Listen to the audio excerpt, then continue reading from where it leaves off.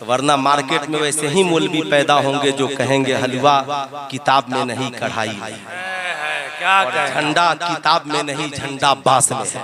इसलिए कि जो बांसवारी से पढ़ कर आएगा वो दूसरा बोलेगा। इसलिए याद रखिए यूं ही हमला नहीं हो रहा। बड़ा पुरफेतन दौर है जिसमें हम और आप जी रहे हैं। सोशल मीडिया की जहरीली वादी और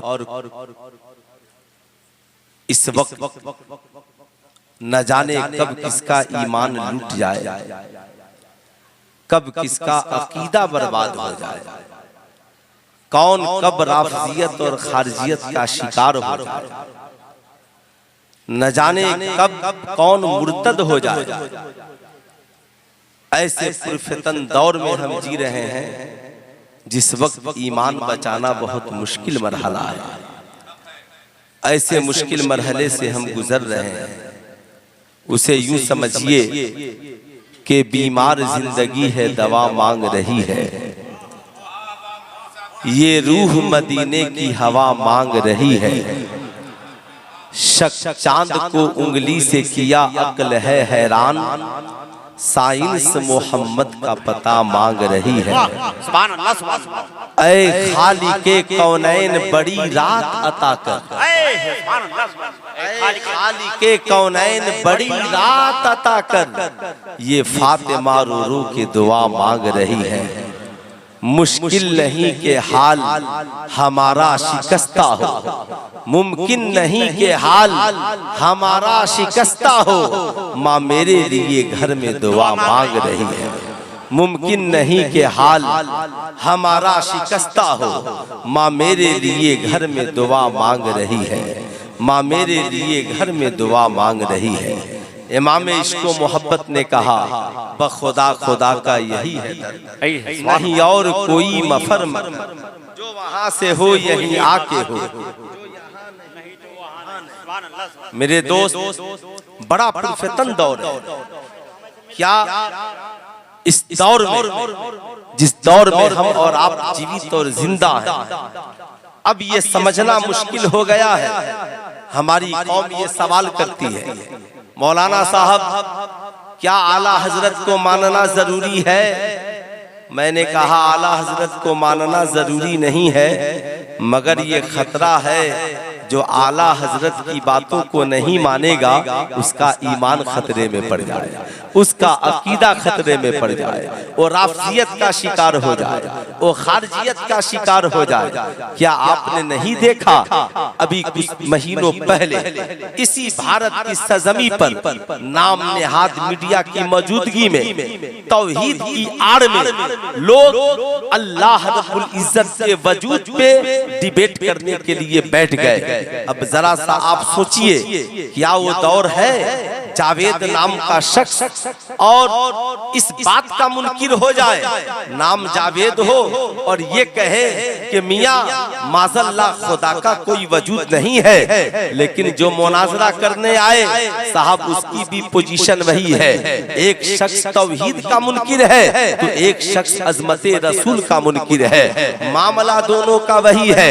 लेकिन मैं ये बताना चाहूंगा मियां जो लोग बैठकर डिबेट कर रहे थे कोई अक्ल की बात कर रहा था, मियां खुदा है तो जुल्म क्यों हो रहा है, खुदा है तो बर्बरियत का मामला क्यों है, खुदा है तो जुल्म सितम का पहाड़ क्यों तोड़ा जा रहा है, खुदा है तो फलस्तीन के मजलूमों को इंसाफ क्यों नहीं मिल रहा है, अगर खुदा है तो फला काम क्यों नहीं हो रहा है। सुल्तान रजा आपसे पूछना चाहता है मियां ये दुनिया दारुल अमल है और आखिरत दारुल जजा है, दारुल अमल में दारुल जजा की बात क्यों करते हैं?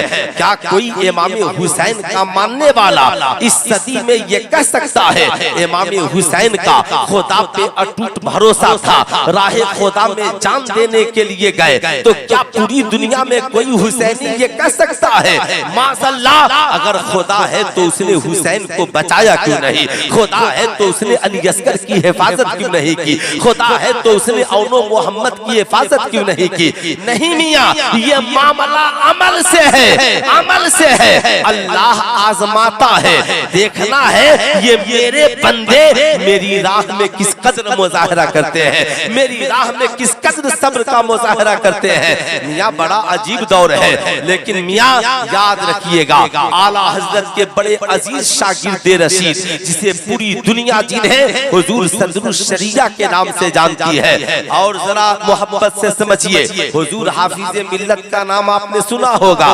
आज पूरे आलम इस्लाम में बिल वास्ता या बिला वास्ता अक्सर उलमाए अहले सुन्नत हुजूर हाफिज मिल्लत के शागिर्द है। हुजूर हाफिज मिल्लत के उस्ताद का नाम हुजूर सदरुल शरिया है, हुजूर सदरुल शरिया के उस्ताद का नाम हुजूर आला सैयदी सरकार आला हजरत है। पता क्या चला, आज बिल वास्ता पूरे आलम इस्लाम पे अगर इल्मी फैजान किसी का जारी हो रहा है तो बरेली के इमाम अहमद रजा का जारी हो रहा है। यही वजह है मियाँ किसी ने कहा था वादी रजा की कुहे हिमाला रजा का है, जिस सिमत देखिए वो इलाका रजा का है।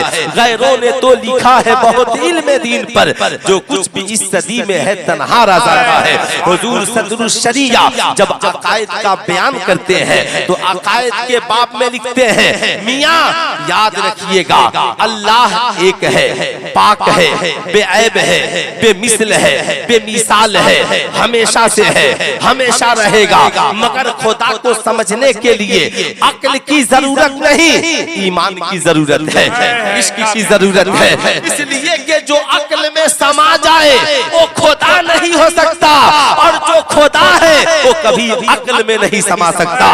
बात समझ में आ गई। आज लोग पूछते हैं मियाँ आला हजरत को मानना क्यों जरूरी है। मैं आपको बताना चाहूंगा अल्लाह रब्बुल इज्जत कुरान अजीम में इरशाद फरमाता है इहदिनस सिरातल मुस्तकीम, ए मौला हमें सीधी राह चला।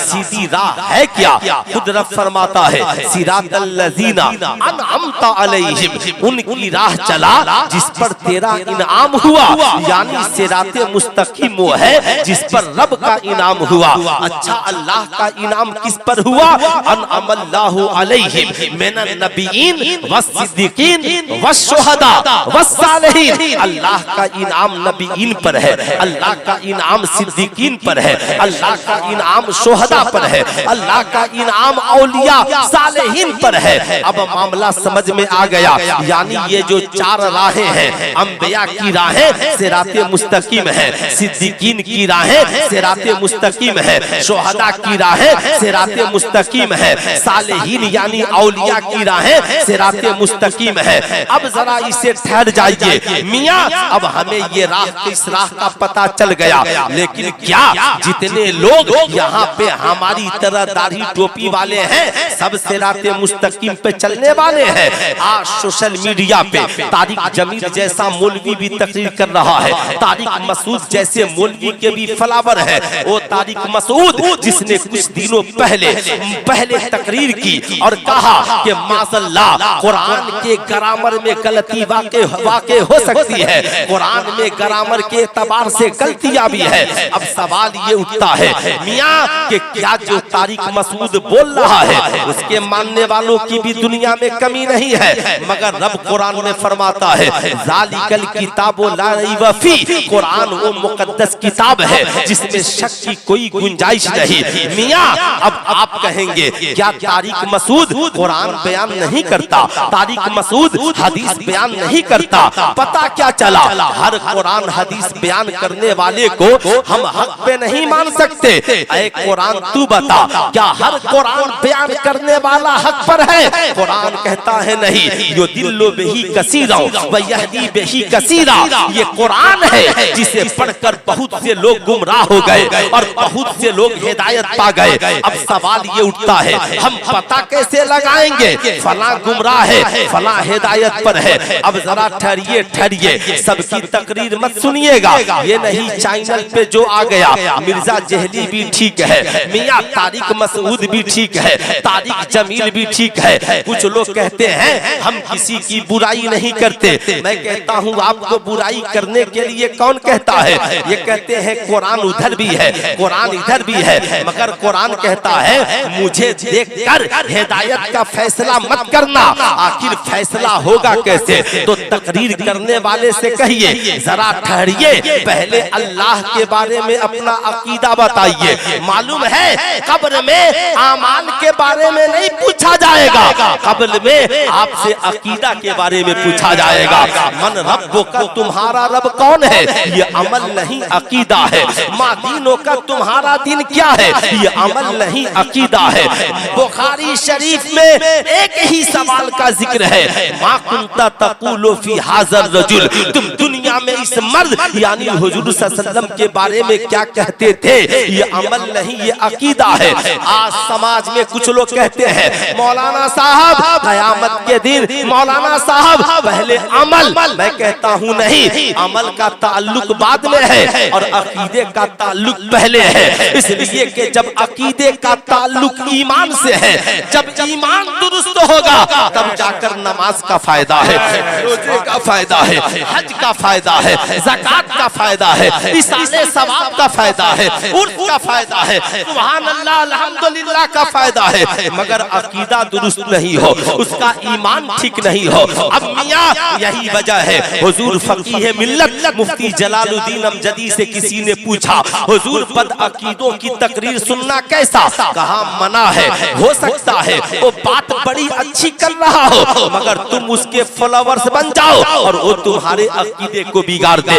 हुजूर बद अकीदों की किताबें पढ़ना कैसा? कहा याद रखना बद अकीदों की किताबें मत पढ़ो, इसलिए कि शैतान वसवसा डालेगा और तुम गुमराह हो जाओगे। इसलिए सोशल मीडिया पे सबकी तकरीर मत सुनिए। आज कुछ लोग कहते हैं मौलाना सुनने से क्या हो जाता है? मैं कहता हूँ सुनने से बहुत कुछ हो जाता है। क्या आपको नहीं मालूम हजरत अबी हुरैरा वाली हदीस, सरकार ने कहा था बताओ रात वाले चोर का क्या हुआ? हजरत अबी हुरैरा ने 2 रातों का जिक्र किया, तीसरी रात का भी जिक्र किया। कहा हुजूर आज मैंने फिर उसे छोड़ दिया। कहा क्यों छोड़ दिया? कहा उसने कहा अबी हुरैरा ऐसा वजीफा बताता हूँ कि उसे पढ़ लोगे तो शैतान कभी करीब नहीं आएगा। कहा अच्छा वो कौन सा वजीफा है? कहा आयतल कुर्सी पढ़ लिया करो, शैतान कभी करीब नहीं आएगा। सरकार मुस्कुराते हैं, फरमाते हैं बात तो उसने बड़ी अच्छी कही मगर वो खुद अच्छा नहीं था, इसलिए कि वो शैतान था और तीनों रातें अबी हुरैरा तुझे दगा देता रहा। पता क्या चला? हर अच्छी बातें कहने वाला अच्छा नहीं होता। इसलिए जब हम कोई आ जाए, ठीक है आप तकरीर करना चाहते हैं, तबलीग करना चाहते हैं, तो याद रखिएगा बड़ा पुरफेतन दौर है। आप बताइए ये जो सामने आप बल्ब देख रहे हैं, ये बल्ब फ्यूज है या सही है? इसे आप चेक कैसे करेंगे? आज किस्म के बल्ब चल गए हैं। ये जो दूधिया बल्ब है इसमें तो अंदर में फ्यूज हुआ के नहीं हुआ पता नहीं चलेगा। आप कहेंगे मौलाना इसे हमें होल्डर में डालकर चेक करना होगा, स्विच ऑन करके चेक करना होगा कि ये फ्यूज है या ठीक है। ऐसे ही जो यहाँ पर खड़े होकर तकरीर करे, जिसकी बातों को आप सुनना चाहते हैं, जिसकी सोहबत में बैठना चाहते हैं, जिसकी इमामत में नमाज पढ़ना चाहते हैं, उसका भी चेक करना जरूरी है। इसका अकीदा ठीक है कि नहीं है, इसका ईमान ठीक है कि नहीं है। अब आप उससे पूछिए बताइए अल्लाह मौजूद है कि नहीं है। जब इतना पूछेंगे तो जितने दहरिया हैं वो आपसे अलग हो जाएंगे। याद रखिएगा दहरियों की जमात अलग हो जाएगी। आज से सैकड़ों बरस पहले इमाम आजम अबू हनीफा ने अपने ज़बाने तालिबे इल्मी में ही दहरियों का दंदा शिकन जवाब दिया और कहा अल्लाह नूरु समावाते वल अर्द, अल्लाह जमीनों आसमान में नूर है, इसलिए नूर के लिए किसी जगह की कैद नहीं है। अल्लाह हमेशा से है और हमेशा रहेगा। जरा हाथ उठाकर बोले हमेशा। उसकी मर्जी के बगैर कोई पत्ता, उसकी मर्जी के बगैर कोई पत्ता नहीं हिलता। इसलिए खुदा पे भरोसा रखिए। जो ही बात करेंगे लेकिन बहुत ताज्जुब है, कुछ बदअकीदों का भी मसला बिगड़ जाएगा। आप उनसे आहिस्ता से पूछिए माज़अल्लाह ये बताओ अल्लाह झूठ बोल सकता है कि नहीं बोल सकता है? पता चल जाएगा कि इनके मौलवी साहब ने अपनी किताबों में क्या लिखा है। अब जरा सा ठहरिएगा, ये जितने दहरिया थे ये अलग हो गए, इसलिए कि माज़अल्लाह अल्लाह ये कहते हैं खुदा का वजूद नहीं है। अब मियाँ चलिए, ये जितने थे दहरिया इन्हें हमने पहचान लिया, अब आगे बढ़िए। आप भी मौलवी साहब तहकीक करने आए हैं, हमारे हुजूर के बारे में क्या ख्याल है? अभी आपने हमारी जमात के अजीम मुफ्ती अजीम आलिम दीन मुनासिर अहले सुन्नत हजरत अल्लामा मुफ्ती अख्तर हुसैन अलीमी साहब किबला की एक तकरीर सुनी होगी, जिसमें उन्होंने मदीना शरीफ का एक वाकया बयान किया, मस्जिद नबवी का, कि मदीना यूनिवर्सिटी का एक तालिब इल्म हाथ में अल बिदाया वन निहाया अरबी की तारीख की मोतबर किताब लेकर बैठा था। जब इन्होंने उससे पूछा कि हुजूर सल्लल्लाहु अलैहि वसल्लम जो अपनी कब्र में लेटे हुए हैं उनके बारे में तुम्हारा क्या ख्याल है? उसने फौरन कुरान की एक आयत पढ़ी, इन्नका ला तुस्माउल मौता सबा सबा, यानी बेशक ये मुर्दे हैं जो सुनते नहीं हैं, सबा सबा सारे मुर्दे बराबर हैं। अब आप जरा सा सोचिए, मदीना यूनिवर्सिटी में पढ़ने वाला जाहिल हो सकता है? नहीं, आपके एतबार से पढ़ा लिखा है, आलिम है, मगर अकीदा ऐसा कि माज़अल्लाह हुजूर कब्र के अंदर है मगर सुन नहीं सकते। अब जरा इसे याद रखिएगा। मगर यही फतवा जब हुजूर की बारगाह में पहुंचा, सहाबा अर्ज गुजार हुए, या रसूल अल्लाह ये बताया जाए जो अंबिया दुनिया से जा चुके हैं हजरत आदम से ईसा तक, वो जिंदा है या मुर्दा? इब्ने माजा शरीफ की हदीस पाक है, अल्लाह के नबी ऐलान फरमाते हैं, इन्नल्लाह हर्रमा अलल अर्दी अन ताकुल असादल अंबिया फनबीउल्लाह हय्युन युरज़क़ु बिहा, बेशक अल्लाह ने जमीन पर हराम कर दिया कि वो अंबिया के जिस्मों को खाए। फनबीउल्लाह हय्युन, अल्लाह के नबी जिंदा हैं और उन्हें रिज़्क भी दिया जाता है। अब जरा मुझे ये बताइए, कुरान का इल्म हुजूर को ज्यादा है या मदीना यूनिवर्सिटी में पढ़ने वाले मौलवी साहब को ज्यादा? अरे बोलिए कुछ भी। ए बाबू, ए बच्चा, आज ही सारा पानी पिला दोगे? बैठो, जिसको जरूरत होगी पी लेगा, है ना? माशाअल्लाह। अगर आप लोग देखिए, जब हमारे उलमा बड़ी मेहनत से खिताब करें तो उनकी कद्र कीजिए, वरना मार्केट में वैसे ही मौलवी पैदा होंगे जो कहेंगे हलवा किताब में नहीं कढ़ाई में, झंडा किताब में नहीं झंडा बांस में है। इसलिए कि जो बांसवारी से पढ़ कर आएगा वो दूसरा बोलेगा। इसलिए याद रखिए, यूं ही हमला नहीं हो रहा, यूं ही हमला नहीं हो रहा। एक इमाम साहब ने हमको फोन किया, मैंने कहा क्यों टेंशन में? कहा हजरत आप तकरीर करके चले गए, उसके बाद एक मसला बच गया जो आप नहीं बोले। मैंने कहा मेरे पास वक्त नहीं था। वो क्या मसला है? कहा नाक पे हाथ बांधने वाला। मैंने कहा फिर आऊंगा तो बयान कर दूंगा। कहा हजरत तो लोग आके हमसे बोल रहा है कि हाथ बांधने वाली जो हदीस है नाप पर वो ज़ईफ है। कहां से मसला हल होगा? हमारी कौम सुनती कहां है? आज हमारी बेटियां मुर्तद हो रही हैं। आज बहुओं को ये पता नहीं है कि सास की खिदमत क्या है। आज शौहर को पता नहीं है कि बीवी की इज्जत क्या है। कहां से हमारी कौम की इस्लाह होगी? कौन करेगा? इसलिए सुनिए, मदीना यूनिवर्सिटी के तालिब इल्म जो अपने मौलवियों से अकीदा सीखा था, उसने कुरान की आयत पढ़ी थी और मैंने हुजूर की हदीस का बयान किया। अब सवाल ये उठता है कि मियां क्या हुजूर सल्लल्लाहु अलैहि वसल्लम को इस आयत का इल्म नहीं है? गौर से सुनिएगा। मगर इस आयत का शाने नुज़ूल वो नहीं जो उसने बयान किया। इस आयत का मफहूम ये है, जब सरकार कुफारे मक्का को बार बार तबलीग कर रहे हैं और वो सुनने को तैयार नहीं है, कोई ताइफ में पत्थर चला रहा है, कोई माज़अल्लाह हुजूर को जादूगर कह रहा है, रब फरमाता है महबूब फिक्र न करे, इन्नका ला तुस्माउल मौता, ये मुर्दे हैं जो सुनते नहीं हैं। आपका काम है आप तबलीग कीजिए, मेरा काम है मैं हिदायत देता रहूंगा। याद रखिएगा, ये आयत उनके हक में नहीं है। अब जरा सा ठहरिए, यहाँ पे जितने लोग बैठे हैं सबके पास कुरान है कि नहीं है? अरे हाथ उठाकर बोलिए, सबके पास कुरान है? अब मैं आपसे पूछना चाहता हूँ, इतना बड़ा मजमा है, आलिम भी बैठे हैं, मुफ्तियाने किराम भी बैठे हैं और हम सबके सरों के ताज भी बैठे हैं, क्या हम में का कोई कह सकता है कि मुकम्मल कुरान का हमें इल्म है, मुकम्मल कुरान की हमें जानकारी है? न कोई मुहद्दिस बोल सकता है, न कोई मुफस्सिर बोल सकता है, न कोई मुफक्किर बोल सकता है, न कोई मुनासिर बोल सकता है। अगर कुरान की हर आयत का तर्जमा कर भी लिया तो अलिफ लाम मीम का तर्जमा कौन बताएगा? यासीन का तर्जमा कौन बताएगा? ताहा का तर्जमा कौन बताएगा? जानते हैं अल्लाह आलिमुल गैब व शहादा है, वो जान रहा है। कुछ लोग दुनिया में ऐसे होंगे जो माज़अल्लाह मेरे महबूब को अपनी तरह कहेंगे, माज़अल्लाह मेरे महबूब के इल्म की बराबरी करेंगे। इसलिए अल्लाह ने कुरान तो सबको दिया, महबूब के वसीले से दिया, मगर हर आयत का इल्म सबको नहीं दिया, ताकि उसे अपने इल्म का पावर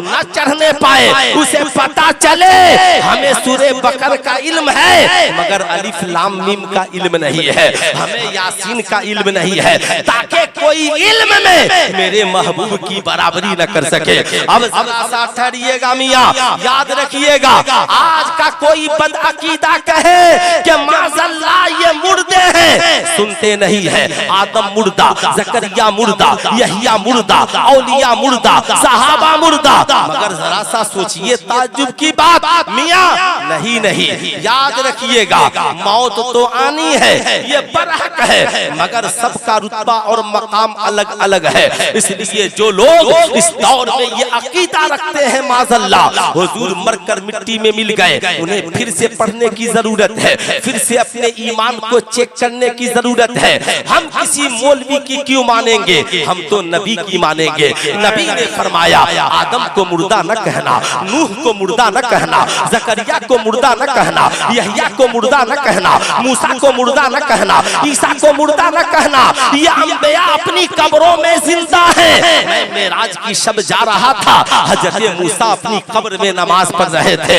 जब हुजूर की सवारी मस्जिद हराम से मस्जिद अक्सा में पहुंची, जिसका जिक्र कुरान ने किया, सुब्हानल्लज़ी असरा बिअब्दिही लैलन मिनल मस्जिदिल हराम इलल मस्जिदिल अक्सा। जब हुजूर अक्सा में पहुंचे, आदम पहले से मौजूद, ज़करिया पहले से मौजूद, यहिया पहले से मौजूद। कहो जिंदा है तब तो मौजूद है, जिंदा है तब तो मौजूद है। अब मुझे ठहरकर कहने दो, सारे अंबिया मुक्तदी हैं और हुजूर नबियों के इमाम हैं। जब मुक्तदी होकर सारे अंबिया जिंदा हैं तो नबियों का इमाम मुर्दा कब हो सकता है?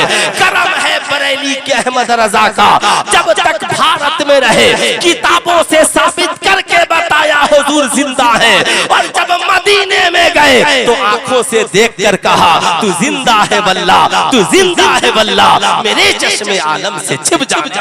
सुभान अल्लाह, सुभान अल्लाह। अब साहब यहाँ पर दो जमात छट गई, एक दहरिया भी खत्म हो गए, और जितने ये वहाबी देवबंदी जो हुजूर के बारे में गलत अकीदा रखते हैं, इनकी भी टोली छट गई। अब जरा फिर तीसरी जमात चली आई। आप लोग कौन है? कहा तकरीर करने आए हैं, तबलीग करने आए हैं, अल्लाह को मानते हैं, रसूलुल्लाह को मानते हैं। ये बताइए सहाबा के बारे में आपका क्या ख्याल है? खैरियत से है आप लोग?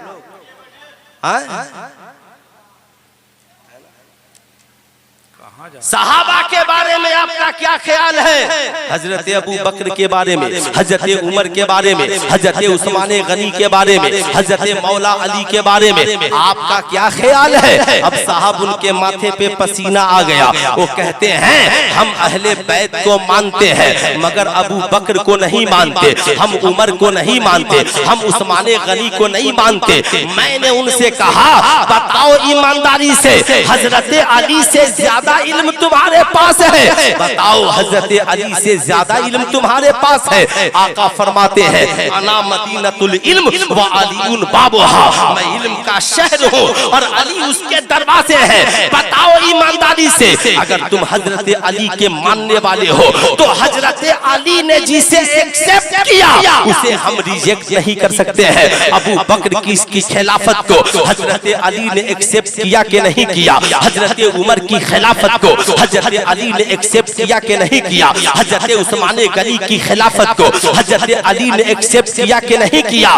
तो जिसे हजरत अली ने एक्सेप्ट किया हम उसे रिजेक्ट नहीं कर सकते हैं, हम उसे रिजेक्ट नहीं कर सकते हैं। और हजरत इमाम हसन ने जिस हजरत अमीर मुआविया से सुलह कर ली हम उनसे जंग नहीं कर सकते हैं, जंग नहीं कर सकते हैं। अब मियां याद रखिएगा, जो ही हमने ये बात कही सारे राफजी अलग हो गए। अब जरा सा उनके पास चलिए। मियां फिर कुछ लोग तकरीर करने आ गए, खैरियत है? कहा हाँ ठीक है। कहा तकरीर करने आए हैं? हाँ। कहा हुजूर को मानते हैं? कहा हाँ। अल्लाह के बारे में अकीदा ठीक है? कहा हाँ। कहा ठीक है। ये बताइए अहले बैत सहाबा को मानते हैं? कहा मानते हैं। कहा अहले बैत के बारे में आपका क्या ख्याल है? छेमी गोइयां करने लगे। समझ जाइए, कह दीजिए आपको तब नहीं पता है मेरे नबी ने फरमाया मैं दुनिया से जा रहा हूँ मगर दो वजनी चीजें तुम्हारे दरमियान छोड़ कर जा रहा हूँ। एक का नाम कुरान है, दूसरे का नाम अहले बैत है। दोनों को मजबूती से थामे रहना। अगर किसी एक को छोड़ दोगे गुमराह हो जाओगे। ये बताओ हजरत अली के बारे में क्या ख्याल है? सैयदा फातिमा के बारे में क्या ख्याल है? इमाम हसन के बारे में क्या ख्याल है? इमाम हुसैन के बारे में क्या ख्याल है? चेहरा उतर जाए समझ लेना ये खारजी है। अब हमारा उससे कोई रिश्ता नहीं है। ये चार किस्म की जमात वाले अलग हो गए। मियां चले तो वही थे, चेहरे पे दाढ़ी भी है, हाथ में कुरान भी है, मगर खुदा के बारे में तो ठीक है, रसूलुल्लाह के बारे में अकीदा ठीक नहीं। रसूलुल्लाह के बारे में ठीक है मगर सहाबा के बारे में अकीदा ठीक नहीं। सहाबा के बारे में ठीक है मगर अहले बैत के बारे में अकीदा ठीक नहीं। उससे भी आगे बढ़े एक और जमात आ गई। आप लोग खैरियत से हैं? तकरीर करने आए हैं? कहा हाँ खुदा के बारे में ठीक है, रसूलुल्लाह के बारे में ठीक है, सहाबा के बारे में ठीक है, अहले बैत के बारे में ठीक है। गौसे आजम के बारे में चेमी गोइया करने लगे। खाजा गरीब नवाज के बारे में चेमी गोइया करने लगे। औलियाए किराम के बारे में चेमी गोइया करने लगे। कहा दाएं बाएं मत जाइए। मेरे नबी ने इरशाद फरमाया कि अल्लाह हदीसे कुदसी है, ज़बान मुस्तफा की और कलाम खुदा का है। अल्लाह के नबी ऐलान फरमाते हैं मन आदली वलियन फकद आज़नतहु बिल हर्ब। जिसने मेरे किसी वली से दुश्मनी की उसके लिए ऐलाने जंग है। उनका चेहरा उतर गया, बात समझ में आ गई। ऐ मियां कुछ लोग वो हैं जो खुदा के बारे में उनका अकीदा ठीक नहीं है, कुछ लोग वो हैं जिनका नबी के बारे में अकीदा ठीक नहीं है। एक जमात तो है जिनका सहाबा के बारे में अकीदा ठीक नहीं है। एक जमात तो है जिनका अहले बैत के बारे में अकीदा ठीक नहीं है। एक जमात तो है जिनका औलिया के बारे में अकीदा ठीक नहीं है। अब ऐसी जमात तलाश कीजिए जो खुदा से भी प्यार करने वाली जमात हो, रसूलुल्लाह से भी प्यार करने वाली जमात हो, सहाबा का भी इश्क जिनके सीने में हो, अहले बैत की मोहब्बत भी जिसके सीने में हो, सारे औलिया का प्यार भी जिसके सीने में हो, नमाज में भी दरूद पढ़ता हो, नमाज के बाहर भी दरूद पढ़ता हो, नमाज के अंदर भी सलाम पढ़ता हो, नमाज के बाहर भी सलाम पढ़ता हो। ना खुदा का गुस्ताख हो, ना मुस्तफा का गुस्ताख हो, ना सहाबा का गुस्ताख हो, ना अहले बैत का गुस्ताख हो, ना किसी वली पीर फकीर का गुस्ताख हो, सबका वफादार हो, नमाजी भी हो और खुदा और रसूल से मोहब्बत करने वाला भी हो। तो चैलेंज के साथ हुजूर सैयद अनस मियां की मौजूदगी में फकीर कहना चाहेगा पूरे आलम इस्लाम में इस वक्त अगर कोई जमात तन्हा मौजूद है तो उस जमात का नाम अहले सुन्नत वल जमात है। और उसी जमात को इस दौर में मसलक आला हजरत कहा जाता है।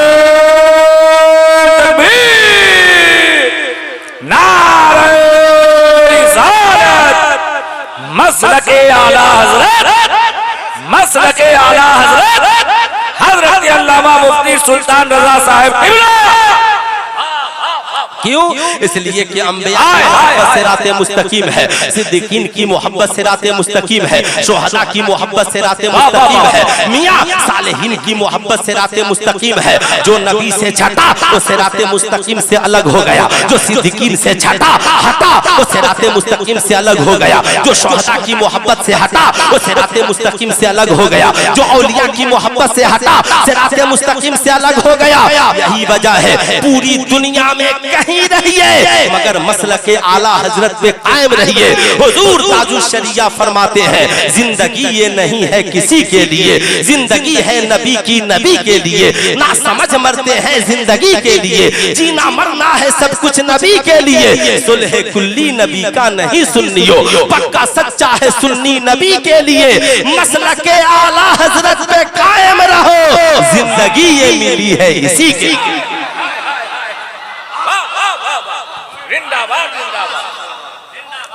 वाह,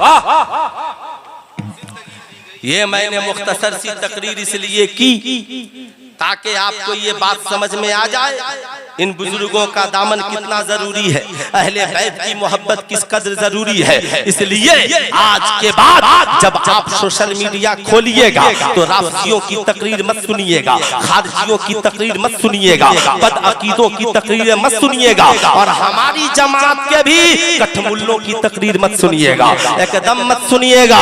वरना याद रखिएगा जो अपना ईमान अकीदा नहीं बचा सकता वो दूसरे का क्या बचाएगा। यही वजह है हम लोगों ने हुजूर मुहद्दिसे कबीर के दामन को यूं ही नहीं थामा है, हम लोगों ने हुजूर ताजुश शरिया के दामन को यूं ही नहीं थामा है। इसलिए इन दामनों को मजबूती से थामे रहिए ताकि हमारे ईमानो अकायद की हिफाजत होती, ईमानो अकायद की हिफाजत होती रहे। बड़ा पुरफितन दौर है। ऐ मेरी कौम का नौजवान, क्या आपने नहीं देखा आज नौजवान स्कूल कॉलेज में पढ़ रहा है, मियां डॉक्टर भी है, इंजीनियर भी है, प्रोफेसर भी है, मगर हाल इतना बुरा है आप देख नहीं रहे हैं। आज अगर बड़ी लंबी चौड़ी मैं तकरीर करूं और सबसे कहो कितने लोग हो जो इस्लाम के नाम पर जान दे दोगे, अभी सबका हाथ उठ जाएगा, सारे लोग उठा लेंगे, हम सब जान दे देंगे।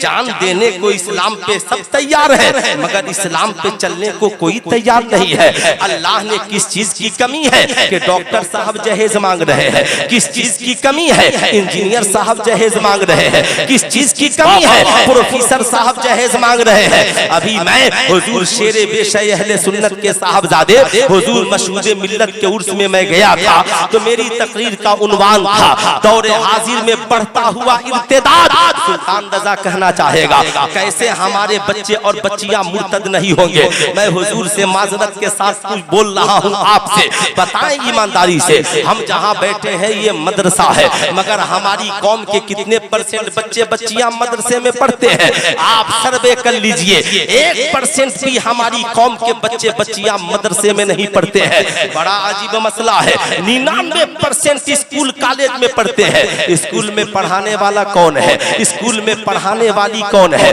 वो बच्चा किसकी सोहबत में बैठता है? वो बच्चा किसकी किताबें पढ़ता है? वो बच्चा किससे तरीका सीख रहा है? क्या मौलवी साहब से? उसे तो हफ्ते में जुमा में 10 मिनट तकरीर सुनने के लिए फुर्सत नहीं है। जलसे में ऐसा मौलवी चाहिए जो खूब हल्ला हंगामा करे, चीखे चिल्लाए और खूब हंसाए रुलाए। लेकिन आपसे पूछ दिया जाए कि बताइए आप तकलीद क्यों करते हैं? क्या जवाब दीजिएगा कि तकलीद क्यों करते हैं? ये बड़ा मसला हमारे यहाँ भी चला हुआ है। चूंकि मैं सीवान का रहने वाला हूँ और सीवान में गल्फ के लोग ज्यादा हैं। अभी हमारे यहाँ मसला छिड़ गया, इमाम साहब परेशान, हजरत जल्दी आइए। मैंने कहा खैरियत? कहा कुछ बच्चे कह रहे हैं कि हम लोग गैर मुकल्लिद हैं। मैं पहुंचा, मैंने कहा ये बताइए आप लोग सारे लोग हदीस पढ़ते हैं, इमाम बुखारी को मानते हैं, हाँ, इमाम तिरमिजी को मानते हैं, हाँ, इमाम मुस्लिम मैंने सही को मानते हैं, हाँ। तो मैंने कहा इमाम बुखारी मुकल्लिद थे कि गैर मुकल्लिद थे? इमाम बुखारी मुकल्लिद थे कि गैर मुकल्लिद थे? अब तो चेहरे से हवाई उड़ने लगी। कहा इमाम बुखारी मुकल्लिद थे। मैंने कहा इमाम बुखारी इमाम शाफई के मुकल्लिद थे और इमाम शाफई रफ़े यदैन करते हैं। इसलिए अक्सर बुखारी शरीफ में हदीसें रफ़े यदैन के ताल्लुक से हैं, याद रखिएगा। मगर इमाम तिर्मिज़ी ने दोनों हदीसों का जिक्र किया, रफ़े यदैन का भी जिक्र किया, अदम रफ़े यदैन का भी जिक्र किया। हुजूर ने अदम रफ़े यदैन से मना नहीं किया, मगर हुजूर ने बाद में रफ़े यदैन से मना किया है। लेकिन एक बात बताइए, मैंने उनसे पूछा इमाम बुखारी के पास इल्म ज्यादा है या आपके पास ज्यादा है? चेहरा उतर गया, कहा इमाम बुखारी के पास ज्यादा है। मैंने कहा जब बुखारी शरीफ के तरतीब देने वाले इमाम बुखारी मुकल्लिद हैं तो हदीस पढ़ने वाले गैर मुकल्लिद कैसे हो गए? वाह वाह वाह, कैसे हो गए? कुरान शरीफ की एक आयत नोट कर लीजिए, नहीं हो तो रिकॉर्ड कर लीजिए। इसलिए मैं बोल रहा हूँ कि मुनाजरा करते वक्त बोलते वक्त या तो इमाम साहब को पकड़ता है या गांव के दो चार कम पढ़े लिखे नौजवानों को पकड़ता है, फिर वो बात करता है। कुरान मेरा फरमाता है अतीउल्लाह व अतीउर रसूल व उलिल अम्र मिनकुम। याद रखिएगा, पैरवी करो अल्लाह की, पैरवी करो रसूलुल्लाह की और पैरवी करो उलुल अम्र की। मुफस्सिरीन कहते हैं उलुल अम्र से ही तकलीद साबित है, उलुल अम्र से ही तकलीद साबित है। अब मैं आपको एक इमाम का नाम बताऊंगा, नाम है इमाम जलालुद्दीन सियूती। क्या नाम है? मुहद्दिस वक्त है और उन्हें हुजूर ने शेखुल हदीस का, उन्हें कहते हैं मियाँ इतने बड़े इमाम और इतने बड़े आशिके रसूल, कहते हैं कि मैंने 70 बार हुजूर को देखा। देखा? अरे हाथ उठाकर बोले कितनी बार देखा? 70 बार। जिंदाबाद। नहीं, इतनी किताबें उनकी हैं कि गूगल बाबा में कभी मौका मिले तो लिखिएगा इमाम जलालुद्दीन सियूती की किताबें, तो सारी लिस्टें आ जाएंगी, सारी लिस्टें आ जाएंगी। और सिर्फ आलिम ही नहीं थे। अच्छा, जमात में कुछ लोग ऐसे पैदा हो गए जो कहते हैं कि आलिम और है और वली और है। जो आलिम है वो, लेकिन इमाम जलालुद्दीन सियूती की एक करामत बताता हूँ। इतने बड़े आलिम, आला हजरत ने उन्हें मुजद्दिद लिखा, मुजद्दिद लिखा। इमाम जलालुद्दीन सियूती की एक किताब बहुत मशहूर है, शरह सुदूर। उसके अलावा हदीस की कई किताबें। कहते हैं कि एक बार मैंने ख्वाब में हुजूर को देखा, मैंने कहा सरकार ये मेरी हदीस की किताब है, अगर आप कहें तो कुछ हदीसें सुना लूं, मेरी इस्लाह हो जाए। सरकार ने फरमाया शेखुल हदीस सुनाओ, शेखुल हदीस सुनाओ। अब ये इतने बड़े इमाम हैं इमाम जलालुद्दीन सियूती, अब वो कहते हैं कि मैं, सुनिए, तकलीद और अदमे तकलीद नहीं करने का हक उसको है जो मुजतहिद फिल मसाइल हो। अब मुजतहिद फिल मसाइल, आप कहेंगे मौलाना साहब ये नई बहस मुजतहिद फिल मसाइल हम लोग समझेंगे कैसे? तो हमारे उलमा आसानी से समझा देंगे। यानी इतना इल्म हो कि कुरान और अहादीस से सारे मसाइल का इस्तेमाल कर लेता हो, यानी उसकी पकड़ हो, उसे पता हो एक बाप में 100 हदीसें हैं तो किस हदीस पे अमल करना जरूरी है, उसे ये पता हो। इमाम जलालुद्दीन सियूती कहते हैं कि मैं जानता था कि मैं मुजतहिद फिल मसाइल के मनसब पर हूँ, फिर भी इमाम शाफई की तकलीद करता था। मैं फिर भी इमाम शाफई की तकलीद करता था। अब मियाँ इनसे जरा सा पूछिए, जो लोग कहते हैं हम हदीसें पढ़ करके गैर मुकल्लिद हैं, नहीं, इसलिए कल से कोई मिले और कहे मैं गैर मुकल्लिद, तो उससे बस इतना कहिएगा आपके पास इमाम बुखारी से भी ज्यादा इल्म है। कहेगा नहीं, कहा जब इमाम बुखारी जिन्होंने बुखारी शरीफ की तरतीब दी वो मुकल्लिद रहे तो आप गैर मुकल्लिद कैसे हो गए? इसलिए पहले पकड़ तकलीद नहीं करनी है तो मुजतहिद फिल मसाइल बन जाइए।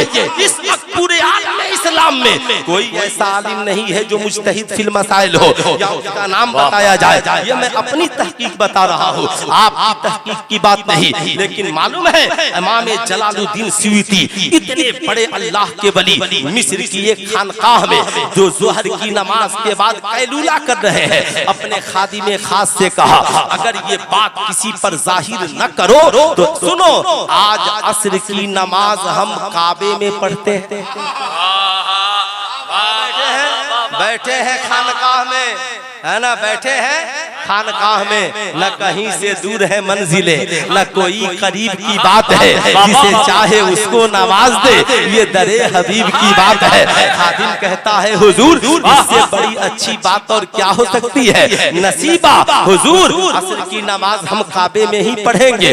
बावजू होकर तैयार हो गए, मियाँ दरवाजे से बाहर निकले, खानकाह से बाहर निकले, कहा आंखें बंद करो, 27 कदम मेरे साथ चलो। 27 कदम के बाद कहा आंखें खोलो। कहता है खादिम कि जब आंखें खुली तो हम मक्के में बाबे मुअल्ला के करीब थे। अल्लाह अकबर। कहते हैं कि हमने इमाम जलालुद्दीन सूती के साथ मैं सैयदा खदीजतुल कुबरा रज़ी अल्लाह ताला अन्हा की कब्र पर हमने हाजिरी दी और कई बुजुर्गों की कब्रों पे हमने असर की नमाज पढ़ी, काबे का तवाफ किया, जमजम शरीफ पिया। इमाम जलालुद्दीन सूती ने अपने खादिम से कहा सुनो, लोग हज करने आए हैं, एक काम करो तुम भी ठहर जाओ और यहाँ पर हज कर लो, और जब यहाँ से वो वापिस आए तो तुम भी उनके साथ वापिस आ जाना। उसने कहा हुजूर नहीं, लाए साथ है तो वापिस भी साथ लेकर के चलिए। इमाम जलालुद्दीन सूती कहते हैं मिस्र के बहुत से लोग हज करने आए हैं और यहाँ पे कर रहे हैं, अच्छा हुआ किसी ने हमें पहचाना नहीं। खादिम कहता है फिर हम वहाँ से बाहर निकले, बाबे मुअल्ला के करीब आए। हजरत ने कहा आंखें बंद करो, 7 कदम मेरे साथ चलो।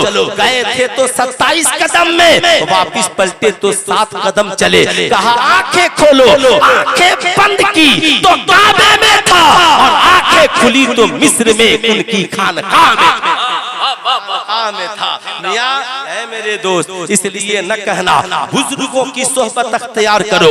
अब जो मैं बताने जा रहा हूँ ये सुनिएगा। मियां ये दौर बड़ा पुरफितन है, जिस दौर में हम और आप जीवित और जिंदा है। मियां इस पुरफितन दौर में आपने देखा होगा बेटियां टावर पर चढ़ रही है, नौजवान आत्महत्या कर रहे हैं, लड़कियां खुदकुशी कर रही है, अजीब बेबसी का आलम है। मियां जहेज के लिए अफरा तफरी, न जाने अजीबो गरीब माहौल बना हुआ है। इस अजीबो गरीब माहौल में इस माहौल की इस्लाह कैसे की जाए। एक साहब से आज मैंने पूछा गोश्त ज्यादा नुकसानदेह है या शराब ज्यादा नुकसानदेह है। कहा नहीं मौलाना साहब वो तो शराब ज्यादा नुकसानदेह है। मैंने कहा बंद गोश्त को होना चाहिए या बंद शराब को होना चाहिए। वो शराब जिसकी वजह से नई नस्लें बर्बाद हो रही है, वो शराब जिसकी वजह से नौजवानों की जिंदगी बर्बाद हो रही है, वो शराब जिसकी वजह से न जाने कितने रोजाना एक्सीडेंट हो रहे हैं, वो शराब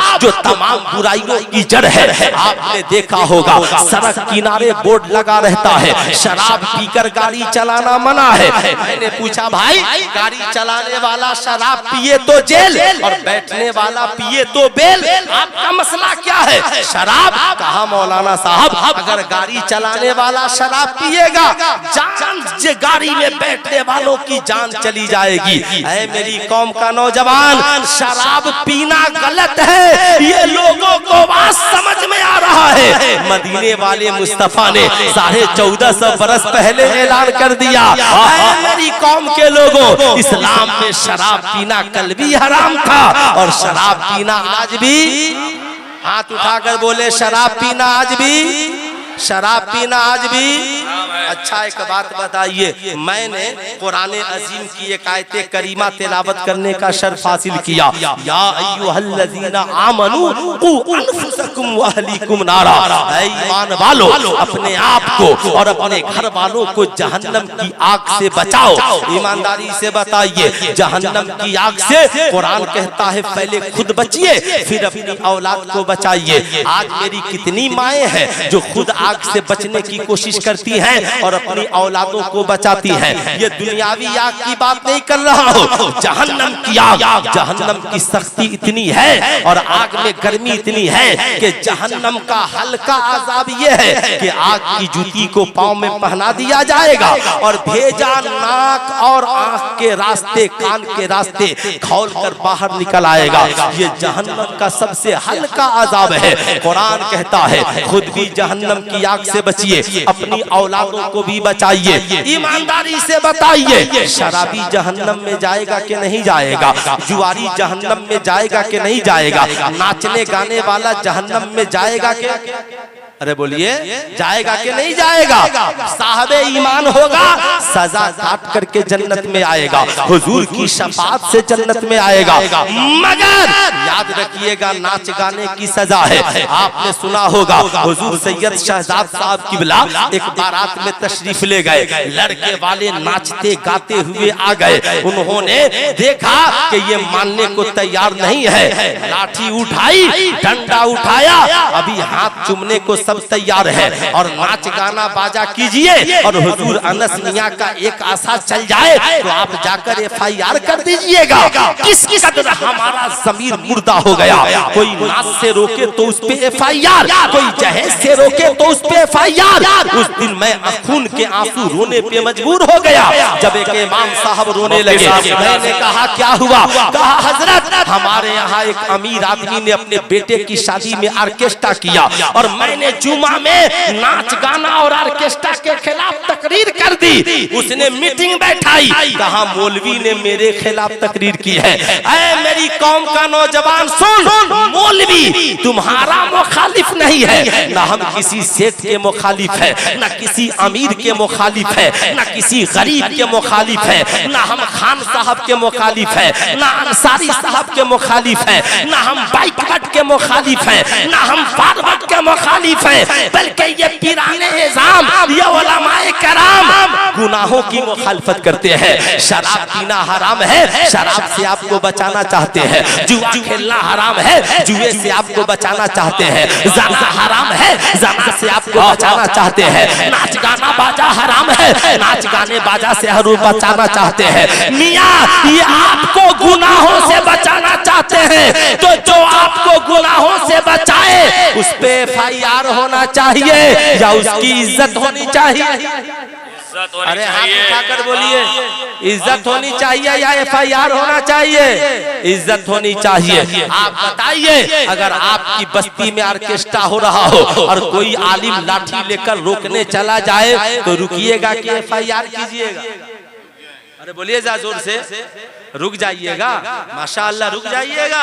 मेरे दोस्त, आलिम साहब को रोकने की जरूरत क्या पड़ेगी, खुद ही रुक जाइए। नाच गाने से दूर रहिए, बाजे से दूर रहिए, सिनेमा से दूर रहिए, बेहयाई बुराई से दूर रहिए, ज़ना से दूर रहिए। आपको नहीं पता आपकी इस बदकिरदारी का ही असर है कि आज बेटियां मुर्तद हो रही है, नौजवान मुर्तद हो रहे हैं। बताइए, जिस दूल्हा की शादी में लौंडिया नाच हुई जाए और दुल्हन नाचते हुई आए, उनकी नस्लों में पाकीज़ा औलादे कहां से जन्म लेंगी?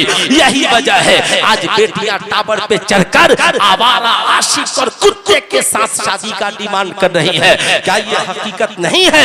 या ये हकीकत है? इसलिए मैं आपसे कहूंगा, आज जरूरत इस बात की है, खुद भी नेक बनिए और अपनी औलादों को भी नेक बनाइए। औलादों को भी नेक बनाइए, ईमानदारी से बताइए। आपने देखा होगा, बुरा मत मानिएगा, माएँ भी बैठी हैं और यहाँ बड़े बुजुर्ग भी बैठे हैं। हजरत अल्लामा सूफी निजामुद्दीन साहब किबला ने अपने दरवाजे पे एक पौधा लगाया, 20 साल उस पौधे में पानी दिया।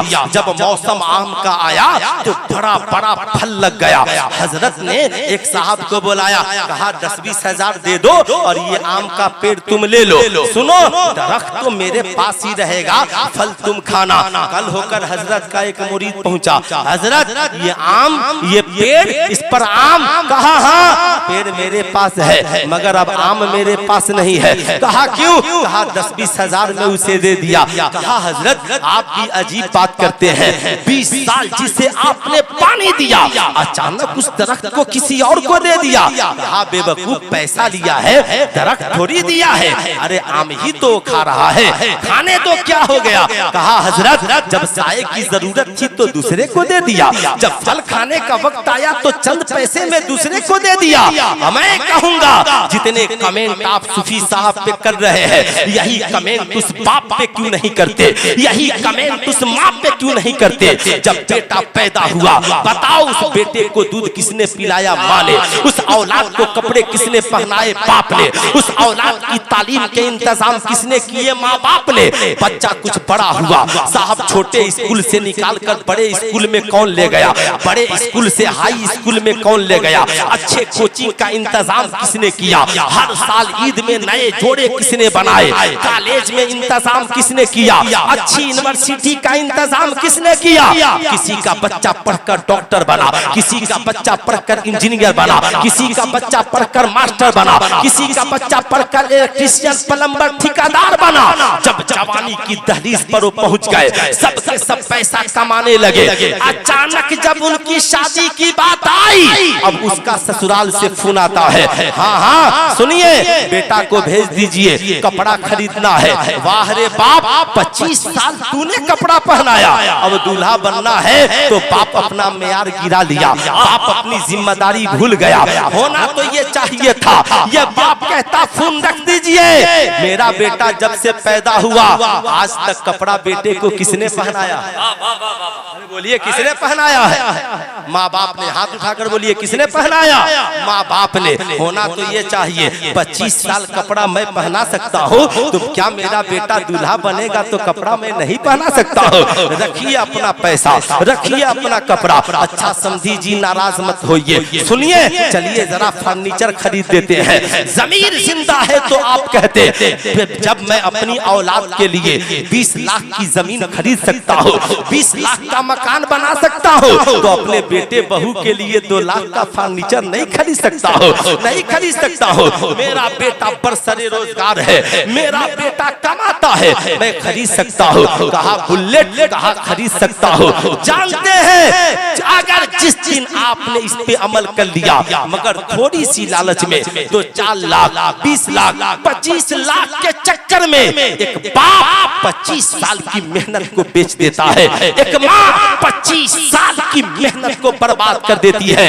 अब वो बेटा कहता है मेरे मेरे मेरे बाप ने 25 साल में जो कपड़ा नहीं पहनाया, मेरे ससुराल वालों ने एक बार में वो कपड़ा दे दिया। ये फर्नीचर मेरे ससुराल का है, ये गाड़ी मेरे ससुराल की है। बेटे के दिमाग में ससुराल की मोहब्बत बस जाती है। अब आप शुरू हो जाते हैं, सूफी साहब ताबीज लिख दीजिए, बेटा सिर्फ ससुराल का सुनता है। मेरी कौम के माँ बाप याद रखिए, आज के इस जलसे में आहद करके जाइए कि आज के बाद जब हम 25 साल अपनी औलाद को कपड़ा पहना सकते हैं तो इंशाअल्लाह अपने पैसे से कपड़ा खरीद के दूल्हा भी बना सकते हैं। हम उसी औलाद से कहेंगे बेटा कमा करके भेजो ताकि तेरे रूम में फर्नीचर लगा दे, तेरे लिए मोटरसाइकिल खरीद दे, तेरी जरूरत की चीजें खरीद दे। जिस दिन हमने ऐसा किया, हाँ हम लड़की वाले से कहेंगे हमारा सिर्फ एक डिमांड है। वो पूछेगा कौन सा डिमांड? कह दीजिए हमें मोटरसाइकिल नहीं चाहिए, हमें बुलेट नहीं चाहिए, हमें चैन नहीं चाहिए, हमें फर्नीचर नहीं चाहिए, हमें बहू की शक्ल में सैयदा खातूने जन्नत की एक खादिमा चाहिए। एक जिंदाबाद। जिस दिन आपने इस पे अमल कर दिया, बहू भी आएगी आपकी इज्जत करेगी, आपके समधी भी आपकी इज्जत करेगा, और आपका बेटा शादी से पहले भी आपका रहेगा और शादी के बाद भी आपका रहेगा। बताइए आप में कितने लोग हैं जो आज के बाद इस पे अमल करेंगे? जरा हाथ उठाइए तो कितने लोग हैं जो इस पे अमल करेंगे? जिंदाबाद। बेटियां सिर्फ इसी वजह से मुर्तद नहीं हो रही है कि पढ़ कहाँ रही है, ये एक मैटर है, लेकिन बाज बेटियां इस वजह से भी मुर्तद हो गई। बाप गरीब था, कितना पैसे दिए, आप आज के बाद जितना आपका खर्च लगेगा मैं दूंगा, आपके अब्बा का इलाज कराऊंगा, आपको घर पहुंचाऊंगा। कुछ दिन उस पे पैसा खर्च करता रहा, उसकी मोहब्बत को अपने काबू में करता रहा। जब काबू में आ गई तो उसने कहा जहेज देकर कहां शादी करोगी? मुझसे कर लो, मैं एक पैसा नहीं लूंगा। अब ये लड़की दौलत इस वजह से उसके आंगन दामन में चली गई कि हमारे समाज ने उसे सहारा नहीं दिया, हमारे माशरे ने उसे सहारा नहीं दिया। काश हमारी कौम के नौजवान जहेज की लालच में नहीं पड़ते और उस गरीब बहन का सहारा बन गए होते तो आज वो गैरों के दामन में जाकर मुर्तद नहीं होती। इसलिए मैं नौजवानों से कहूंगा, आप ये अहद कीजिए, हम पढ़कर कमाएंगे भी और बगैर डिमांड के शादी करके हम अपनी बेटियों को मुर्तद होने से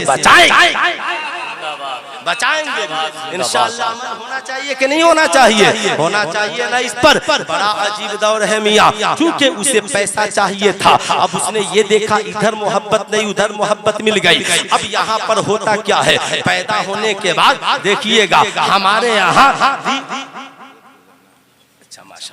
हमारे यहाँ दीन की तालीम पे बहुत ज्यादा फोकस नहीं दिया जाता, बहुत ज्यादा जोर नहीं दिया जाता। बच्चा आधा घंटा पढ़ लेगा, 2-4-10-20 मिनट पढ़ लेगा, थोड़ी सी 2-4 किताबें पढ़ लेगा, काम चल जाएगा। अब बेटी इंटर कर ले, बीए कर ले, सिर्फ कुरान नाज़रा पढ़ लिया है, नमाज पढ़ना आ गया है, मगर उसे पता ही नहीं है अल हयाओ शोबतुम मिनल ईमान, हया ईमान का हिस्सा है। अब वो बेटी जो जानती नहीं इज्जत क्या है, आबरू क्या है, वो बाप की इज्जत को इज्जत नहीं समझती, भाई की इज्जत को इज्जत नहीं समझती, वो नारा लगाती है माई लाइफ माई चॉइस, मैं अपनी जिंदगी अपनी मर्जी से जीना चाहती हूँ, मैं अपना जीवन साथी अपनी मर्जी से तलाशना चाहती हूँ, मुझे माज़अल्लाह मेरे सामने मजहब की कैद नहीं है। अब जो मिल जाए उसी के लिविंग रिलेशनशिप में चली जाती है। मगर याद रखना, ऐ मेरी कौम की बेटियों, मेरे पास वक्त नहीं है, 2 से 4 मिनट में मैं तकरीर खत्म करूंगा। याद रखना, ऐ मेरी कौम की बेटियों, एक है इज्जत, एक है दौलत। अगर दौलत चली गई तो वापिस आ सकती है, मगर इज्जत एक बार चली गई तो फिर कभी पलट कर वापिस नहीं आ सकती है। इसलिए याद रखना, जो बेटियां अपने माँ बाप की इज्जत का ख्याल नहीं रखती, साहब उनका नाजायज आशिक भी उनकी इज्जत का ख्याल नहीं रखता। आज भारत की लाखों बेटियां 2 साल बाद 3 साल बाद लिविंग रिलेशनशिप में रखकर काट दी गई, ठुकरा दी गई, उनकी औलादों को कत्ल कर दिया गया, इसलिए कि मोहब्बत नाजायज रिश्ता तो एक बहाना था, असल में उनकी जिंदगी का उन्हें खात्मा करना था। ऐ मेरी कौम की बेटियों, इस बात पे भरोसा रखना, तुम्हें ये सोचती हो कि मेरी कोई चॉइस नहीं है, मैं कहना चाहूंगा तुम सैयदा खातून जन्नत की खादिमा हो। बताओ सैयदा खातून जन्नत का हुजूर ने पहले सरकार मौलाए कायनात से निकाह किया, फिर अपनी बेटी को हजरत अली के साथ रुखसत किया है। खुश नसीब है वो बाप जो सरकार की सुन्नत पे अमल करते हुए अपनी बेटी को निकाह के बाद रुखसत करता है। खुश नसीब है वो बेटियां जो अपने घर से निकाह के बाद अपने शौहर के साथ घर से बाहर कदम निकालती है। ऐ मेरी बेटियां, सिर्फ फातिहा कराने वाली मत बनो, आज ये अहद करके जाओ कि अगर हमारा कदम घर से बाहर निकलेगा तो सैयदा खातून जन्नत की सुन्नत के मुताबिक निकलेगा। इसलिए याद रखना, जहां भी रहना, जहां भी तालीम हासिल करो, जिंदगी में सबसे पहले इज्जत व आबरू की हिफाजत करना। तमाम बिगड़े हुए माशरे का 2 हल हमारे पास है। नंबर 1, अपनी औलादों को तमाम तालीम के साथ सबसे पहले उन्हें दीन की तालीम से जोड़ो। अब दीन की तालीम के साथ उन्हें तरबियत से जोड़ दो।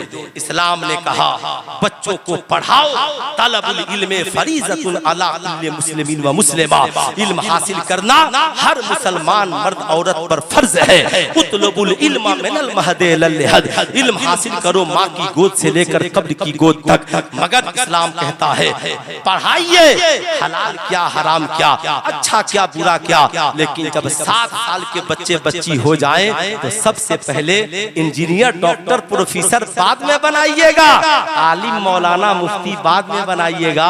7 साल के बेटा बेटी हो जाए तो शरीयत कहती है पहले उन्हें नमाजी बना दीजिए। मैंने कहा नमाज क्यों? कुरान कहता है इन्ना सलात तन्हा अनिल फहशाए वल मुनकर, बेशक नमाज बेहयाई और बुरी बातों से रोक देती है।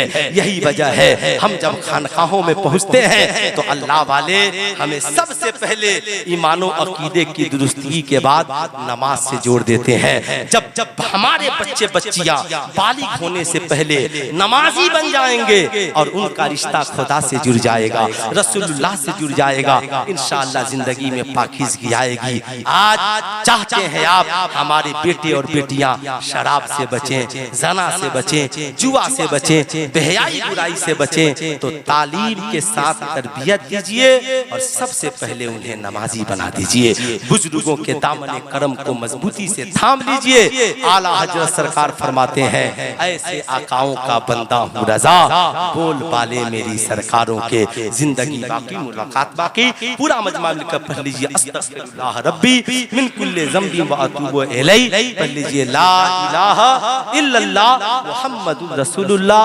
सल्लल्लाहु अलैहि वसल्लम। पहले ईमानो अकायद की हिफाजत, फिर अपने आमाल की हिफाजत। इंशाअल्लाह दुनिया भी हसीन और आखिरत भी हसीन। अस्सलाम वालेकुम।